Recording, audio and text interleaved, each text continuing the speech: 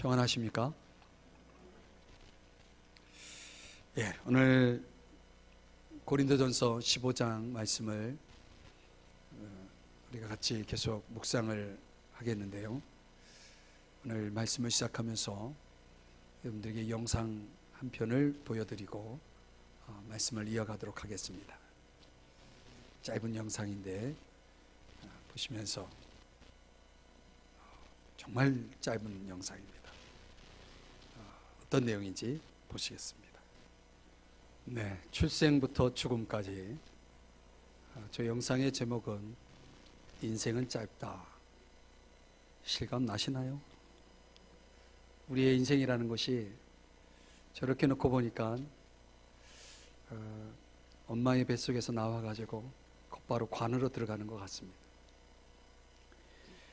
우리가 인생에 대한 묵상을 해나갈 때에 빼놓을 수 없는 성경이 전도서입니다. 이 세상의 부귀영화를 다 가지고 경험한 지혜자 솔로몬이라고 하는 왕이 자신의 그 다양한 인생의 경험 속에서 내린 결론들을 소개해 주는 성경이기 때문에 우리가 적어도 1년에 한 번 정도는 전도서를 읽어봐야 되리라고 생각이 됩니다.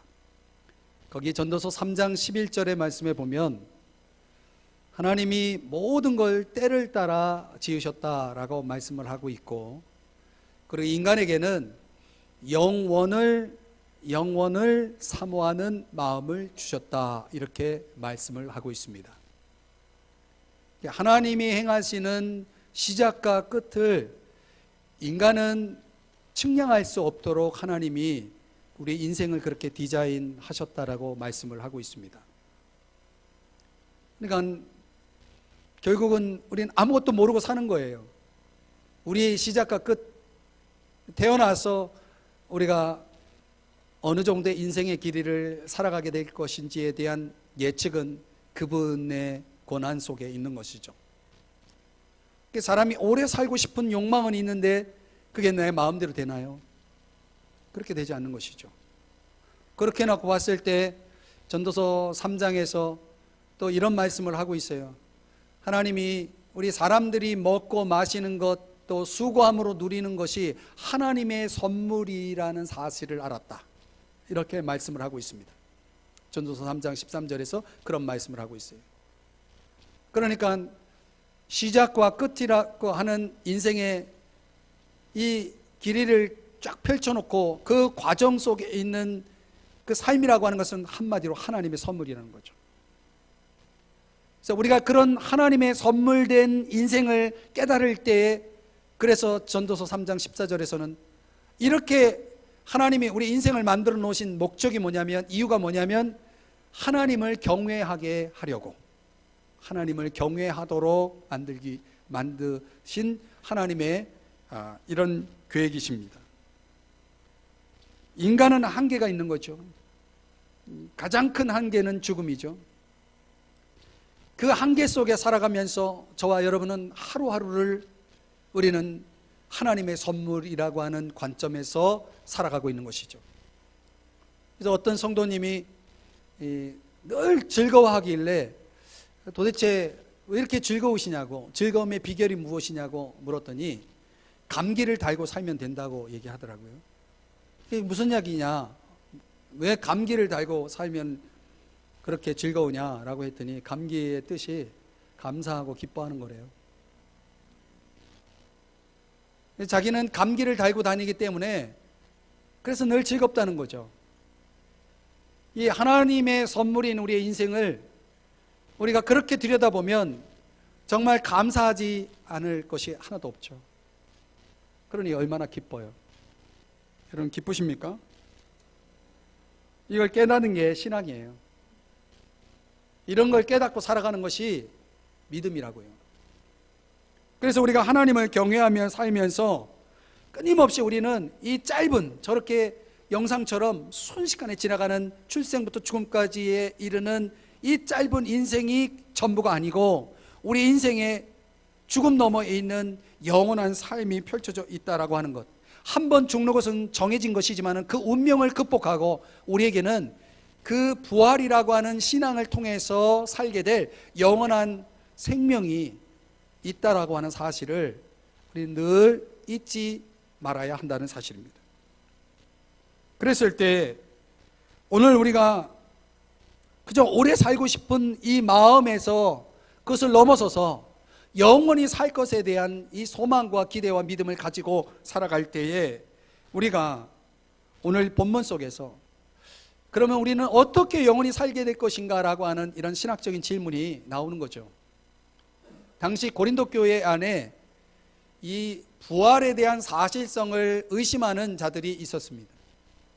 그들에 의해서 나온 질문이 뭐냐면 죽은 자들이 어떻게 다시 살아납니까? 이게 35절에 나오는 질문이죠. 35절 보세요. 누가 묻기를 죽은 자들이 어떻게 다시 살아나며. 이게 부활의 사실성에 회의를 느끼고 있는 사람들, 회의적인 사람들의 질문이죠. 자, 이 질문에 대해서 바울은 아주 쉽게 설명을 하고 있어요. 당연히 이것은 불가능하죠. 죽은 자들이 어떻게 다시 살아납니까? 살아날 수 없어요. 이건 불가능한 일이에요. 인간의 영역 속에는 이거는 불가능의 일이에요. 그런데 하나님, 신의 영역인 하나님의 역사에 의하면 하나님은 모든 우주 만물과 인간을 설계하시고 창조하시고 주관하시고 그 모든 것을 다스리는 분이시기 때문에 그분의 손에 의하면 이것은 아무 문제가 안 돼요. 그분에게는 불가능이 없기 때문에 죽은 자를 다시 살리는 것은 없는 것을 있게 하시는 분이신데 죽은 자를 살리는 것, 그건 문제가 되겠습니까? 그렇죠. 이제 바울이 이런 신앙적인 이 기본 전제 아래서 오늘 우리에게 참으로 궁금한 부활의 몸을 입게 된다면 도대체 어떤 몸일까라고 하는 이 물음에 대한 답을 주고 있습니다. 그래서 오늘 우리가 성경에서 이 부분은 많이 언급되고 있지 않기 때문에 우리가 이 고린도전서 15장 부활을 주제로 하는 이 장을 통해서 거기에 대한 힌트를 얻을 수가 있다는 것은 얼마나 다행스럽고 굉장히 소망적인지 모르겠습니다. 지난주에 예고한 대로 그 부활의 몸은 어떤 몸이 될까? 우리가 죽어서 이제 부활의 첫 열매이신 예수 그리스도와 함께 우리도 부활할 때에 우리가 입게 될 부활의 몸은 도대체 어떤 몸일까요? 그 비밀을 파헤쳐 보겠습니다. 세 가지 힌트를 오늘 본문 속에서 살펴봅니다. 첫 번째는요, 부활의 몸은 자연의 원리 속에서도 발견할 수 있습니다. 자연의 원리 속에서도 발견할 수 있습니다. 자, 오늘 36절 본문의 말씀을 여러분 성경이 있으신 분들은 성경을 보시고 없으신 분들은 스크린 자막을 참고하시면서 보십시다. 어리석은 자요, 내가 뿌리는 자가, 뿌리는 씨가 죽지 않으면 어떻게 해요? 살아나지 못하겠고. 자, 여기 씨의 비유를 설명하고 있죠. 창조주 하나님께서 이 자연 속에 부활의 원리를 새겨 놓았다라고 하는 사실을 바울은 씨의 비유에 비추어서 설명하고 있습니다. 이 죽음과 묻히는 것이 없이는 새 생명이 존재할 수 없다라고 하는 사실은 우리가 굳이 설명하지 않아도, 이 본문을 해석해 주지 않아도 여러분들 다 이해할 거예요. 그렇죠? 만약 이것을 이해할 수 없다면 그건 어리석은 자죠. 땅에 뿌려진 씨가 죽지 않으면 어떻게 됩니까? 그냥 그대로 있겠죠. 뭐 새로운 걸 만들어낼 수가 없는 거죠. 이 한창 자라고 있는 이 식물의 모습을 보면은 씨의 형체, 본래 씨가 가지고 있었던 형체와 완전히 다른 모습을 하고 있죠. 하나님이 우리에게 주실 새로운 몸, 부활의 몸이 바로 그와 같을 것이다 라고 말씀을 하고 있다는 것입니다. 37절, 또 네가 뿌리는 것은 장래의 형체를 뿌리는 것이 아니요 다만 밀이나 다른 것의 알맹이 뿐이로되. 그렇죠? 씨는 그저 알맹이에 불과해요. 그런데 장차 그 씨가 만들어낸 새 생명의 형체는 씨의 형체와 다른 거죠. 3,000년 넘은 미이라가 있는데, 그 미이라가 손에 이 씨를 가지고 있었대요. 그래서 그 미이라가 손에 쥐고 있는 그 씨를 이제 실험 삼아서 이 적당한 온도의 땅에다가 그것을 심었대요. 근데 싹이 나더래요. 신기하죠?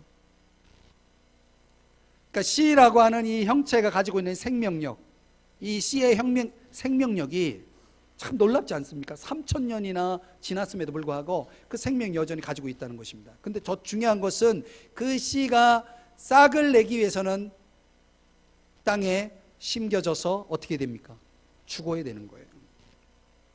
이 원리를 예수님께서 요한복음 12장 24절에서도 한 알의 밀이 땅에 떨어져 죽지 아니하면 한 알 그대로 있고 죽으면 많은 열매를 맺는다라고 말씀을 하고 있어요.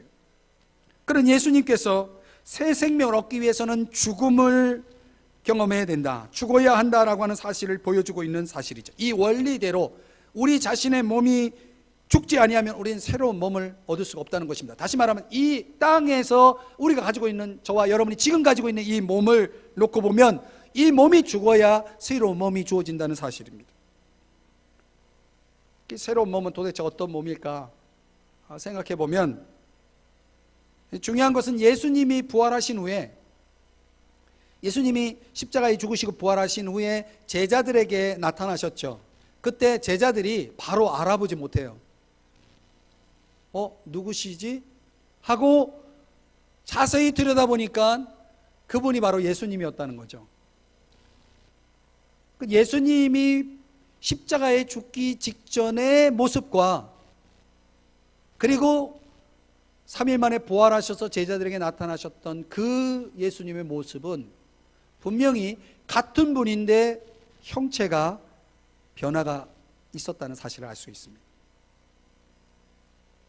이것은 죽음을 통해서 입게 된 부활의 몸에 대한 일종의 모델이죠.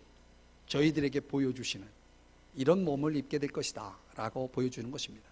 여러분, 인생은 태어나서 살다가 어떻게 됩니까? 노화가 되죠. 병들고 쇠퇴하고 그러다가 죽음을 맞이하죠. 이렇게 인생의 순환이라고 하는 것을 놓고 보면 참 허무하죠. 그러나 여러분, 여기에 하나 더 새로운 탄생을 붙인다면 그 인생의 순환이라고 하는 것은 얼마나 소망적입니까? 우리가 이 자연의 원리 속에서 하나의 밀이 땅에 심어져서 그 밀이 새로운 형태의 새로운 어떤 식물, 새로운 몸을 입고 새롭게 태어나는 그 자연의 모습 속에서 하나님은 계속해서 저와 여러분이 부활의 몸을 입을 것에 대한 소망을 갖게 하셨다는 것입니다. 여러분, 이것이 오늘 본문에서 소개하고 있는 부활의 몸에 대한 첫 번째 힌트입니다. 자연의 원리를 들여다보시라는 겁니다. 두 번째, 부활의 몸은 이 땅의 몸과 지금 현재 우리가 가지고 있는 이 몸과 완전히 다른 몸이다라고 말씀해 줍니다. 완전히 다른 몸이다. 자, 42절로 가보십니다. 죽은 자의 부활도 그와 같으니. 앞에서 씨의 비유를 가지고 설명하다가 이제는 직접적으로 죽은 자의 부활에 대해서 설명합니다. 자, 여기서 42절에서 44절까지 적어도 이 땅의 몸과 완전히 다른 부활의 몸의 성격에 대한 4가지 특성을 소개해 줍니다. 자, 첫 번째, 썩는 것으로 심고, 썩을 것으로 심고. 그러니까 우리 지금 현재 우리 몸은 어떤 몸이냐면 썩을 몸입니다. 여러분 아십니까? 여기 썩다라고 하는 것은 원어에 보니까 점점 약해지다 이런 뜻이에요. 어제와 오늘이 다르죠? 느껴지십니까? 저는 운동을 참 좋아하는데 이 50대가 돼가지고 좋아하는 스포츠 중에 이제 축구를 좋아해서 축구를 하는데요. 자꾸 다쳐요. 이 마음은 20대인데 몸이 안 따라줘요. 이 젊은 30대, 40대 목사님들하고 부딪히면은 저쪽은 멀쩡한데 저는 어디 뭐 뼈에 금이 가고 막 골절이 생기고 그러더라고요. 그래서 제가 가만히 생각해 봤어요. 왜 그럴까? 그랬더니 내 몸이 옛날에 내 몸이 아니더라고요. 그 제가 그걸 인정하고 싶지 않은 거예요. 나는 아직도 젊고 아직도 나는 운동을 할 수 있다라고 생각을 하니까 하는데 그게 그렇게 생각대로 되나요? 이 몸은 거짓말을 안 해요.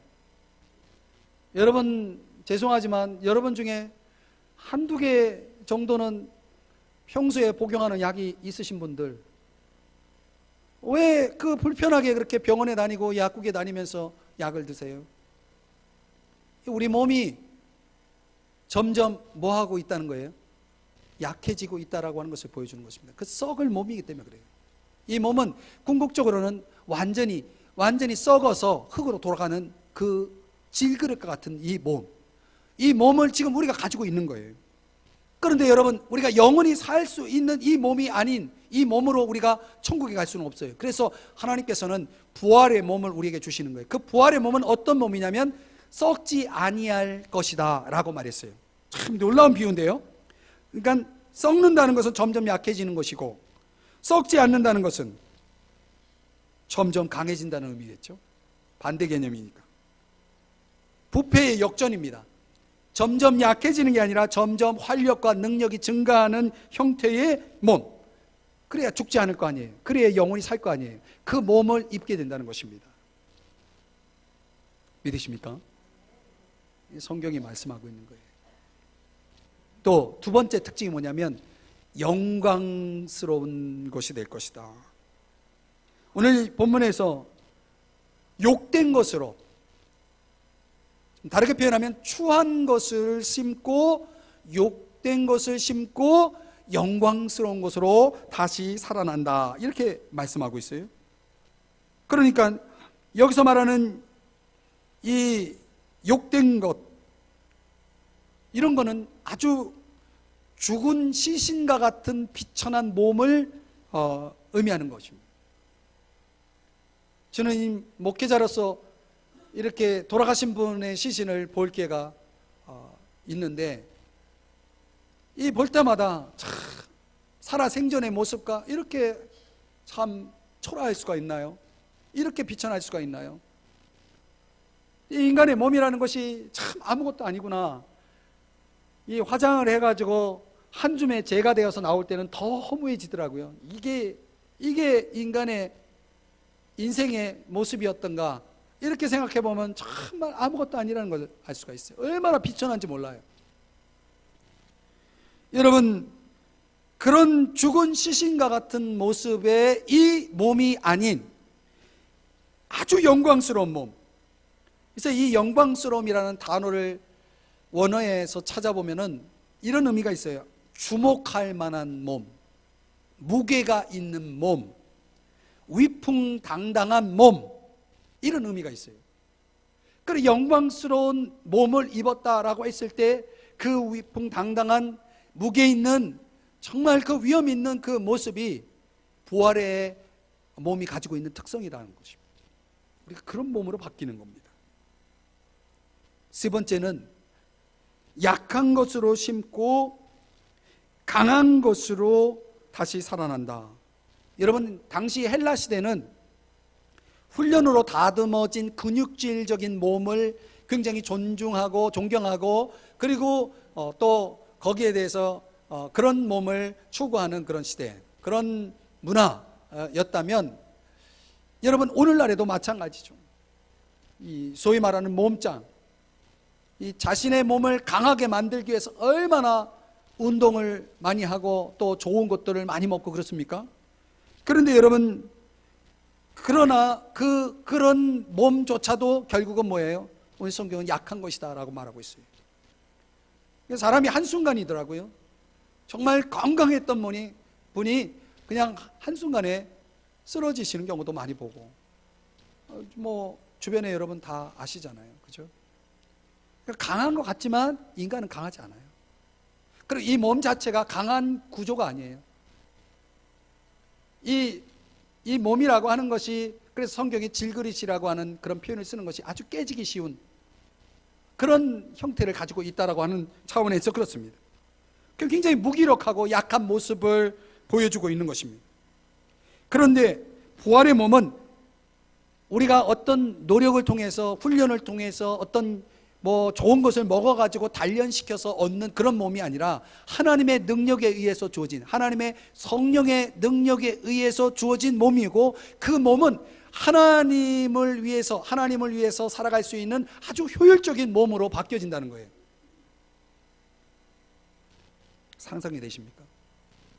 그랬을 때 이 강한 몸 속에는 현재 우리 몸이 가지고 있는, 현재적 몸이 가지고 있는 모든 신체적인, 정서적인, 정신적인 핸디캡들이 다 사라집니다. 장애들이 다 사라진다는 거죠. 그러니까 우리가 지금 현재 이 땅에 사는 동안 우리가 겪고 있는 모든 인간적인 장애들은 부활의 몸을 입게 되는 순간부터는 완전히 사라지는 것입니다. 그래서 이 강함이라고 하는 이 단어를 찾아보니까요, 언어에서 찾아보니까 젊음이라고 하는 단어랑 굉장히 가까워요. 그래서 예를 들어서 우리 어르신들 예수 믿다가 돌아가시면 노년으로 다시 부활한다 그러면 어떨까요? 좀 슬프겠죠? 우리 어르신들 어떻습니까? 이 노년의 모습으로 부활한다 그러면 별로 안 좋을 거예요. 예수를 늦게 믿어가지고 막 70대 80대 예수 믿은 분은 그 믿은 그 순간 그 나이로 부활한다 그러면 좀 뭔가 씁쓸하겠죠? 걱정하지 마세요. 젊었을 때를 생각해 보세요. 가장 멋지고 가장 아름다웠던 그때, 가장 완벽했던 그때. 그래서 성경적으로 표현한다 그러면 가장 영광스러운 모습, 가장 강한 모습의 몸을 입을 테이니 염려는 놓으시기를 바랍니다. 특히 부활의 몸이에요. 이 약한 몸, 늘 병나고 늘 이것저것 때문에 고생하고 이런 몸이 아니라 강한 몸으로 부활하게 될 것이다. 또 하나, 네 번째로 결정적인 것은 신령한 몸으로 다시 살아날 것이다.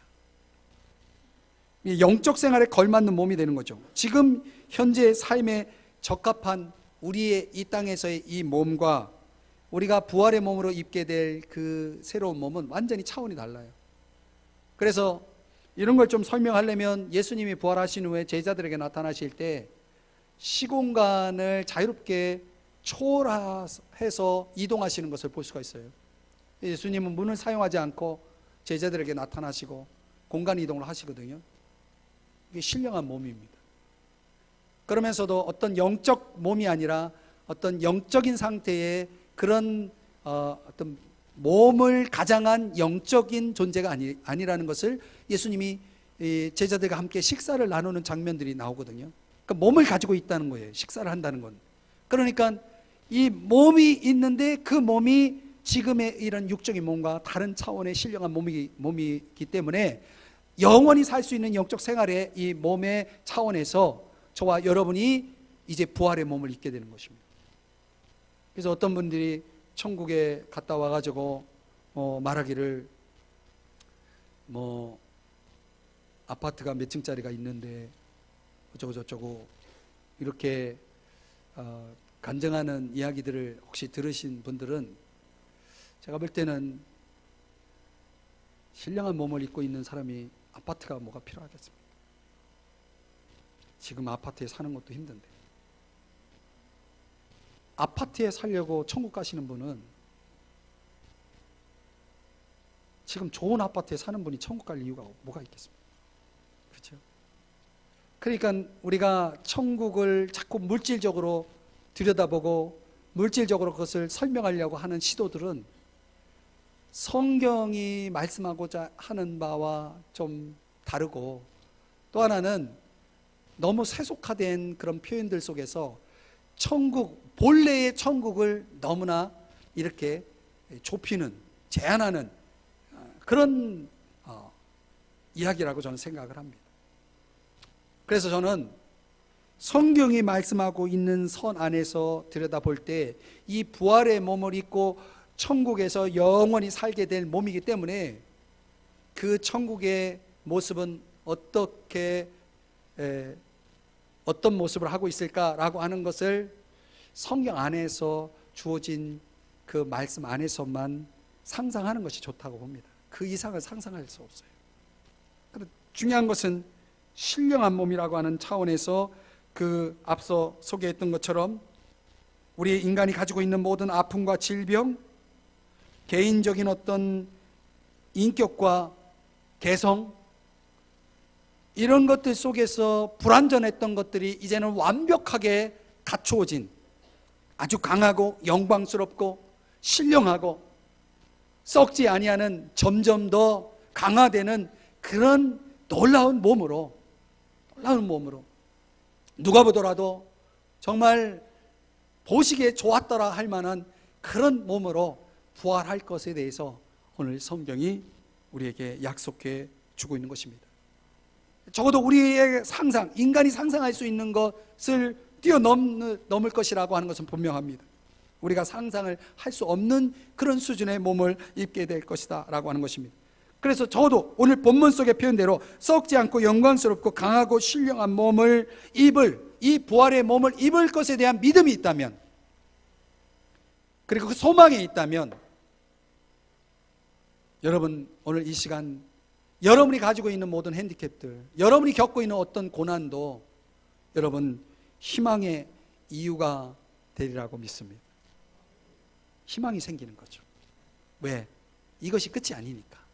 우리가 더 온전한, 더 완벽한 하나님이 주시는 부활의 몸을 입을 소망, 그 소망을 확실히 붙잡고 사시는 여러분 되시길 주의 이름 축복합니다. 세 번째, 오늘 본문 속에서 주어지는 힌트는 부활의 몸은 예수님이 주실 것이라는 겁니다. 예수님이 주신다. 한번 따라 하십시다. 부활의 몸은 예수님이 주신다. 예수님이 주실 수 있는 이유가 뭘까요? 부활하셨기 때문에. 그분이 부활하셨기 때문에 그 부활하신 주님이 자신의 부활과 같은 그런 형태의 부활의 몸을 우리에게 주실 수 있는 것입니다. 누구에게 주실까요? 그분을 믿는 자들에게. 모든 사람에게 다 주시는 게 아니고 그분을 믿는 사람들에게 주신다는 것입니다. 그래서 오늘 성경 45절을 가보십니다. 45절에 보면 기록된 바 첫사람 아담은 생령이 되었다 함과 같이, 여러분 여기 첫사람 아담은 창세기 2장에 등장하는 하나님이 흙으로 사람을 지으시고 그 코에 생기를 불어 넣으셨다라고 말씀하고 있죠. 생기를 불어 넣을 때 그 생기는 우리말로 얘기하면 숨이에요. 숨. 여러분 사람이 살아있다라고 하는 것은 뭘로 결정하냐면 숨을 쉬고 있느냐 안 쉬고 있느냐. 여러분 사람이 물에 빠졌어요. 그래서 건져냈어요. 그 사람이 살았는지 죽었는지를 뭘로 판단해요? 숨을 쉬느냐 안 쉬느냐. 이 숨 쉬는 게 굉장히 중요합니다. 그 숨을 누가 주셨습니까? 하나님이 우리 코에 그 숨을 불어 넣어 주신 거예요. 근데 숨이 시간이 가면 갈수록, 나이가 들면 들수록 어떻게 됩니까? 숨이 짧아지죠. 이 말은 무슨 얘기입니까? 하나님이 그 숨을 조금씩 가져가신다는 얘기예요. 그래서 건강한 사람은 숨을 깊이 들이신다고 그러죠. 마시고 내쉴 때에 그 숨의 길이가 길다고 그러죠. 그래서 폐가 건강한 사람들은 그런 폐 기능에 따라서 이 숨 쉬는 게 달라지잖아요. 그러니까 건강하지 못한 것은 숨이 짧다는 거고, 그것은 결과적으로는 이 살아있는 이 몸이 점점 주님 앞에 갈 준비가 되어 있다라고 하는 그런 사인인 것입니다. 그런데 여러분, 이 살아있는 인간도 결국은 언젠가는 죽음을 맞이하게 되는 것입니다. 그런데 첫사람 아담인 우리의 조상인 그 아담이 가져온 그 죽음의 운명이 오늘 우리들에게도 동일하게 주어져 있다는 것이에요. 그래서 우리도 언젠가는 죽는 것입니다. 살아 있지만 죽는 것입니다. 그런데 마지막 아담, 예수님을 가리키는 45절에 보세요. 마지막 아담은 살려주는 영이 되었나니. 이 말은 무슨 얘기냐면 마지막 아담이신 예수님은 생명을 주는 영이시다 라고 말하는 거죠. 생명의 원천이라는 것입니다. 그러니까 다른 것이 없어요. 이 영적 생명의 원천이신 예수님이 주시는 생명을 받아야, 이 생명은 앞에 살아있는 인간이 가지고 있는 생명과 달라요. 이 생명은 유한한 생명이고 예수님이 주시는 생명은 영원한 생명이에요. 여러분, 유한한 생명 가지고 살래요? 영원한 생명을 선물로 받으실래요? 그러면 어떻게 해야 된다고요? 예수님을 믿어야 되는 것입니다. 여러분, 우리가 영원한 생명을 산다고 했을 때 그 영원한 생명에 합당한 영원한 생명이 어디에서 적응하게 되냐면 50절입니다. 하나님 나라. 형제들아, 내가 이것을 말하노니 혈과 육은 하나님 나라를 이어받을 수 없고 또한 썩는 것은 썩지 아니하는 것을 유업으로 받지 못하느니라. 이 현재의 몸은 썩지 아니할 것으로 되지 않아서 하나님 나라, 영원한 나라에 들어갈 수가 없어요. 옛 하늘과 옛 땅에 적응할 수 있는 몸이 있고, 지금 우리가 보는 하늘과 땅에 적응되어 있는 이 몸은 유한한 몸이기 때문에 그 하나님 나라의 유업을 받을 수가 없다는 거예요. 그렇기 때문에 몸을 갈아입어야 돼요. 이 몸의 옷을 갈아입어야 거기에 함께 참여할 수가 있다는 것입니다. 그래서 영원히 썩지 아니하는 새로운 몸은 천국의 삶을 살아가도록 이렇게 적용되는 몸이죠. 그 천국에 들어가서 살게 된 몸은 그리스도를 닮은 몸이고 거룩한 몸이고 사랑이 넘치는 몸이 됩니다. 그 속에서 우리는 영원히 살게 되는 것입니다. 그리고 예수님이 재림하시면 바로 그 하나님 나라의 삶이 시작됩니다. 저와 여러분이 부활의 몸을 입게 되는 그 시점이 언제냐면 예수님이 재림하실 때입니다. 예수님이 재림하시면 저와 여러분은 그 부활의 몸을 입게 되어지는 것입니다. 사랑하는 여러분, 자, 저를 보시고 이제 말씀을 정리해 볼게요. 하나님 나라가 가까이 왔습니다. 우리가 현실을 살아가면서 여러 가지 한계에 직면하죠. 여러 가지 어려움을 경험합니다. 그러나 그것은 일시적인 현상에 불과해요. 이제 저와 여러분에게 주어진 새로운 몸, 이 새로운 하나님의 생명을 갖고 저와 여러분이 살게 될 것을 우리가 믿는다면 저와 여러분이 현재 겪고 있는 그 모든 것들을 우리는 충분히 인내할 수 있고 또 그 속에서 그것을 감당해낼 수 있을 것입니다. C.S. 루이스의 작품인 나니아 연대기의 이야기 속에 나오는 한 스토리를 여러분에게 소개하고 이제 말씀을 정리해 볼게요. 거기에 이 숲속에서 눈을 뜬 질이라는 이름의 소녀가 등장하는데 이 소녀가 목이 너무 마른 거예요. 죽을 것 같아요. 목말라서. 그런데 그 소녀 앞에 시내가 보입니다. 그 시내로 달려갔습니다. 물을 마시려고 하니까 거기에 아주 위험에 찬 그 사자가 그 시내에서 그 눈부신 햇빛을 맞으면서 거기서 쉬고 있는 거예요. 그 사자의 이름은 아슬란입니다. 이 아슬란은 이제 그 시내 그 물 앞에서 쉬고 있을 때에 그 소녀가 다가오는 걸 봅니다. 근데 그 소녀가 그 사자를 보자 겁에 질려가지고 도저히 이 시내 물을 마실 수가 없는 거예요. 그래서 사자가 이렇게 얘기합니다. 목마르지 않니? 예, 목이 말라 죽겠어요. 그러면 얼른 빨리 물을 마셔. 이렇게 사자가 얘기하죠. 그런데 이 소녀가 겁이 났잖아요. 그래서 사자에게 이렇게 말합니다. 제가 물을 마시는 동안 잠시 이곳을 떠나 주실 수는 없습니까? 그러자 사자가 대답대신 포효를 하면서 마치 산이 떠나갈 정도의 큰 울림에 포효를 하면서 대답을 합니다. 이 소녀는 더 겁이 났습니다. 그래서 이렇게 하소연합니다. 사자님, 저를 해치지 않겠다고 약속해 주세요. 또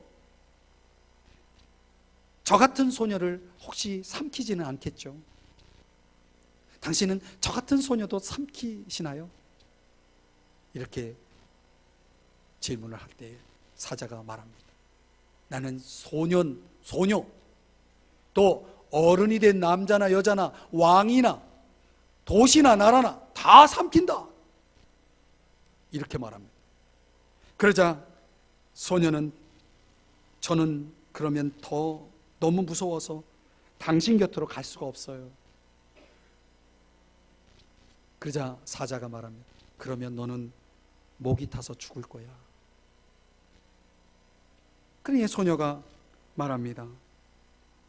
그러면 저는 다른 시내를 찾아야겠어요. 다른 시내를 찾아야겠어요. 아슬란 사자가 긍휼의 눈으로 그 소녀를 바라보며 부드러운 목소리로 이렇게 대답을 합니다. 다른 시내는 없어. 다른 시내는 없어. 사랑하는 여러분, 목마르지 않으십니까? 여러분, 목마르지 않으십니까? 얼마나 많은 사람들이 인생의 목마름 속에 살고 계십니까? 그 목마름 때문에 죽을 것 같죠? 근데 앞에 놓여있는 물을 마시지 않아요. 그 사자는 삼키려고 있는 사자가 아니라 생명수를 주기 위해서 기다리는 사자. 그 아슬란은 루이스의 비유에 의하면 예수 그리스도를 말합니다. 예수 그리스도는 우리에게 지금 생명수를 담고 있는 시내가에서 우리를 기다리고 있다는 사실입니다. 와서 마시라. 그러면 영원히 살 것이다 라고 그렇게 말씀하고 있는데 사람들이 다른 시내를 찾고 있어요. 다른 시내는 없어요. 내가 곧 길이요 진리요 생명이니 나로 말미암지 않고는 아버지께로 올 자가 없다라고 말씀을 하고 있는데, 천하 인간의 구원을 얻을 만한 다른 이름을 우리에게 주신 일이 없다. 예수 이름 외에는 우리에게 생명수를 전해줄 이름은 없는 것입니다. 그래서 예수 그리스도는 우리의 부활의 첫 열매가 되셔서 이제 지긋지긋한 이 약한 몸, 이 추한 몸, 이 썩을 몸을 이제 벗어버리고 강하고 영광스러운 썩지 아니할 신령한 몸, 부활의 몸을 입어서 하나님 나라의 유업을 이어받게 해주시겠다고 약속해 주셨는데 아직도 그 사실을 믿지 않고 다른 시내를 찾아 헤매고 있는 인생들이 얼마나 많은지 모릅니다. 사랑하는 여러분, 오늘 저는 이 부활의 몸의 비유를, 이 비밀을 오늘 성경에서 살펴보면서 여러분, 오늘 이 시간 우리가 매주 나와서 드리는 예배일 수도 있고 어떤 분은 오늘 이 시간 처음 이 자리에 나와 계실 수도 있습니다. 중요하지 않습니다. 지금 여러분 가운데 이 부활의 몸을 입을 수 있는, 하나님 나라의 유업을 이어받을 수 있는 그 준비가 되어 있는지를 묻고 싶습니다. 우리의 인생의 시종을 측량할 수 없게 하신 하나님께서 오늘이라도 나를 부르신다면 내 호흡을 걷어가시고 오늘이라도 나를 하나님 앞으로 부르실 때에 하나님 나라를 이어받을 수 있는, 부활의 몸을 입을 수 있는 믿음이 준비되어 있나요? 예수님을 여러분의 마음속에 구주로 주님으로 모셔드렸나요? 묻고 싶어요. 이 시간에 눈을 감으시기 바랍니다. 이 시간에 눈을 감으시고, 오늘은 제가 혼자 기도하지 않고 여러분들과 같이 기도하는 시간을 가지려고 합니다. 이 시간에 목사님의 말씀을 들어보니 내가 아직 부활의 몸을 입을 준비가 안 돼 있는 것 같습니다. 하나님 나라의 유업을 이어받을 수 있는 이런 준비가 안 돼 있는 것 같습니다. 오늘 이 시간 내 마음속에 예수를 믿으면 생명수 강물 영생의 선물을 주신다라고 약속하셨으니 내가 이 시간 예수님을 내 마음에 믿고 예수님을 내 마음속으로 영접하겠습니다. 예수님을 나의 구주로 주님으로 믿고 부활의 몸을 입고 싶습니다.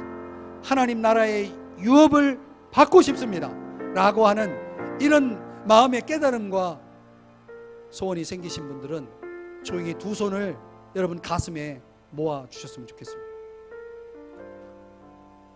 부활의 몸을 입기를 원하시는 분들은 두 손을 여러분 가슴에 두 손을 모아 주시기 바랍니다. 제가 오늘 이 시간 간절히 여러분들과 같이 기도하려고 합니다. 이때 여러분들에게 살려주는 영, 생명을 주는 영이신 예수님께서 여러분 마음속에 들어오시기를 축복합니다. 손을 중심에 두시고 이 시간에 저의 기도를 한마디 한마디 따라해 주시기 바랍니다.